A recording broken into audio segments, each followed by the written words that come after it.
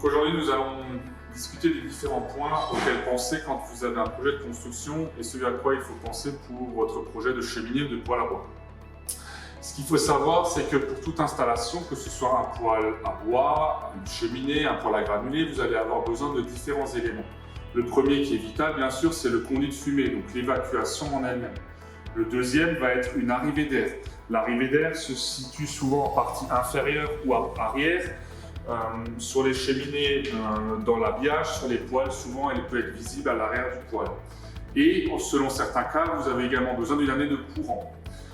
Pour les foyers avec ventilation ou pour les poêles à granulés qui ont eux une régulation électronique.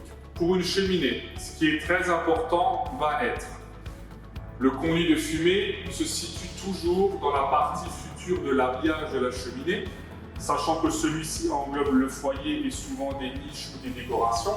Donc le conduit n'est pas obligé d'être pile poil à l'axe de la cheminée, mais il pourra être caché et avoir des coudes dans l'habillage.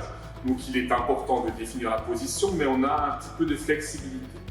On a également l'arrivée d'air qui, elle, donc, se situe en général en partie inférieure du foyer, qui, elle, va souvent à la cave ou à l'arrière lorsque nous sommes sur un mur extérieur. Donc pareil, ce sont des points à discuter dès le départ.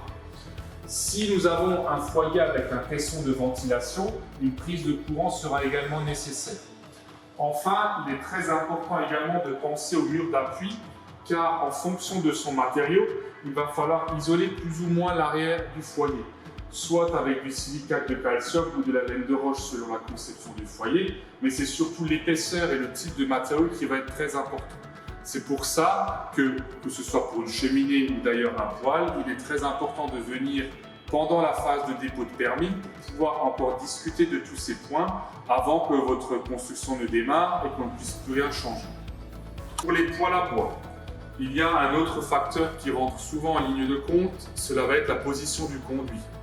Effectivement, les gens en général préfèrent avoir potentiellement un branchement tout droit pour ne pas avoir de coude visible comme on peut l'avoir sur les deux poêles juste à côté. Dans ce cas de figure, il est très important d'avoir déjà choisi son poêle avant le début de la construction pour que nous puissions indiquer, le cas échéant, au constructeur la position exacte du conduit par rapport au mur ou à l'angle fini.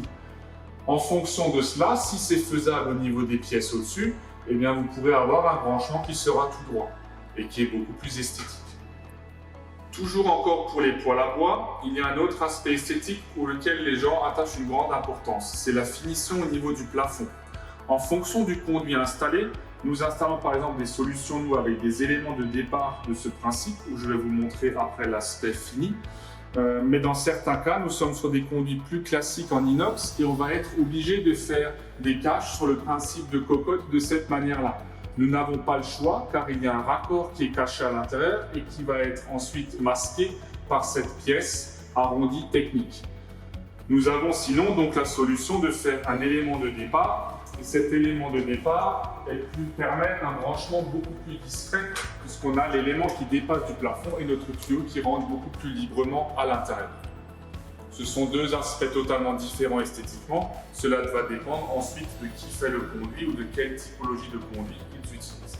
Nous allons finir par les poêles à granulés. En fait, ce sont exactement les mêmes contraintes que pour le poêle à bois, c'est-à-dire un conduit au niveau du plafond qui serait mis dans l'idéal vraiment à l'axe du branchement pour avoir un branchement tout droit. Nous avons également la prise d'air qui est préférentielle plutôt par une cave car l'air tout froid peut entraîner un léger dysfonctionnement du poêle.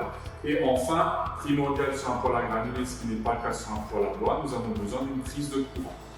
Enfin, nous avons un dernier point pour n'importe quelle installation. Toutes ces installations ont un certain poids. Il est donc nécessaire d'avoir sous l'emprise d'une cheminée, une certaine surface, d'un poêle, qu'il soit de masse ou non, avec une zone en chape pleine, sans isolation ni chauffage au sol. Cela évitera avec le temps que l'isolant ne se comprime et que vous ayez des problèmes avec le chauffage au sol qui se bouche.